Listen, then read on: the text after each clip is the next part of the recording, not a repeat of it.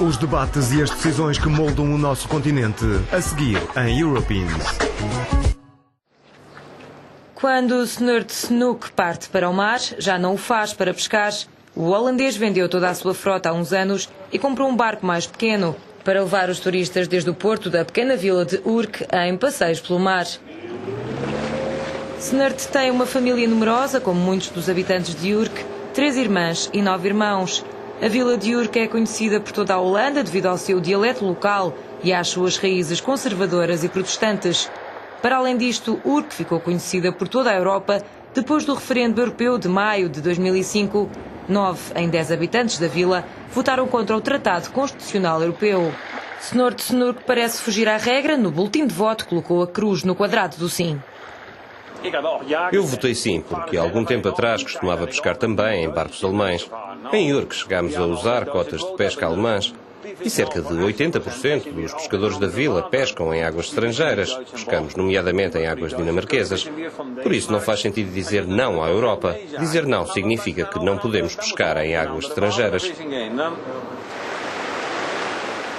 Os votos contra da França e da Holanda bloquearam o tratado para a Constituição Europeia. Hoje em dia o texto está em águas de bacalhau. Apesar de ter sido ratificado por 18 dos 27 Estados-membros, o tratado precisa do sim de todos os países da União Europeia.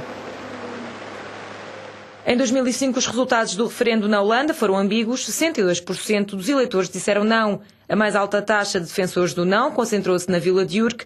92% dos habitantes da vila portuária manifestaram-se contra uma Constituição Europeia. Para afastar a União Europeia das águas turvas da incerteza, as negociações estão de novo a vir à tona. A coligação do primeiro-ministro Jan Peter Balkenende defende que o tratado deve definir e limitar, de uma forma muito clara, os poderes da União Europeia. Para isso, o governo holandês considera importante o reforço do papel dos parlamentos nacionais.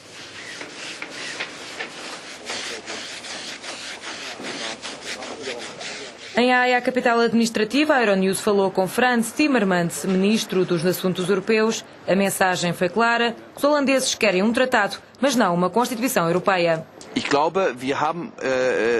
Queremos uma Europa que se envolva mais nas questões do aquecimento global, nas questões energéticas, nas políticas de imigração e nos assuntos internacionais. É isso que importa para nós. Mas, ao mesmo tempo, não queremos que a União Europeia se envolva em questões que podem ser resolvidas internamente no nosso país.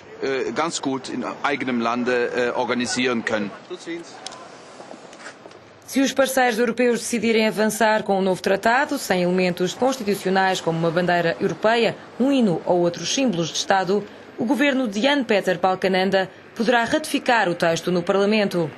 Uma forma de contornar a arriscada repetição de um referendo na Holanda. Numa sondagem recente, 72% dos holandeses mostraram-se a favor da integração, mas os políticos do país já há muito que aprenderam que as sondagens não são de fiar. Em 2005, os estudos de opinião davam a vitória ao sim. Os resultados finais foram bem diferentes. Partidos da esquerda e da direita holandesas partilham o euroceticismo. Henri van Bommel, deputado socialista, luta ativamente contra uma integração mais profunda na União Europeia. O nosso governo está a permitir que se retire o direito de escolha aos Estados-membros. Quando o novo tratado avançar, acho que deve haver um novo referendo na Holanda. E o meu partido vai pedir uma consulta popular nesse caso.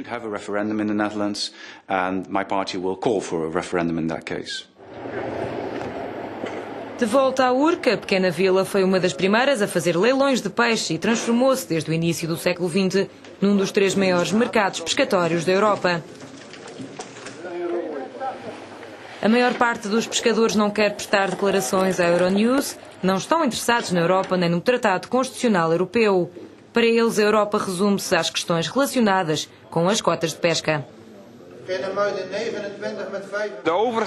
Alguns Estados-membros não deveriam poder tomar decisões que interfiram diretamente com os assuntos internos de outros Estados-membros. A maior fonte de rendimento de Urk é a pesca e não devia ser permitido aos países que não pescam tomarem decisões sobre essa questão.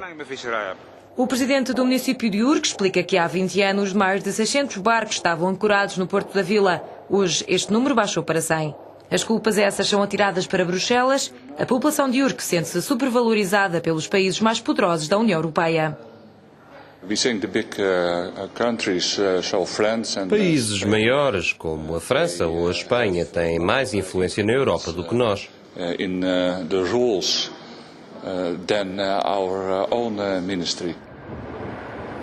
Muitos europeus veem as tomadas de decisão na Europa numa perspectiva pessoal.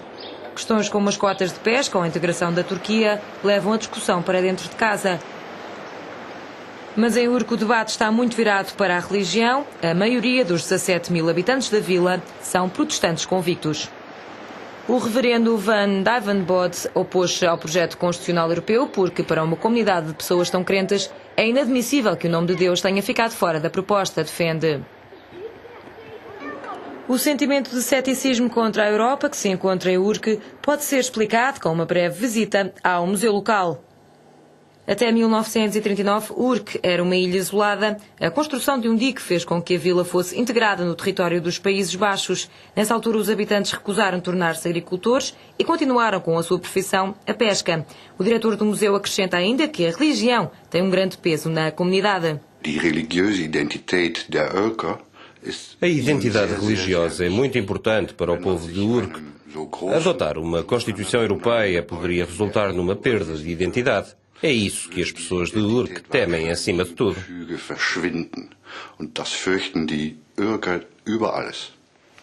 A pergunta torna-se inevitável. Poderá o processo de integração centrar-se apenas no debate da identidade nacional?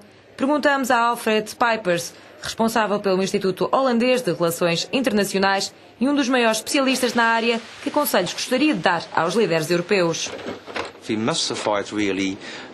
Devemos evitar o pensamento megalómano, porque não resulta e pode bloquear o progresso em outras áreas. Esta forma muito complexa de olhar para a questão está a ocupar a agenda dos líderes europeus e de Bruxelas há demasiado tempo.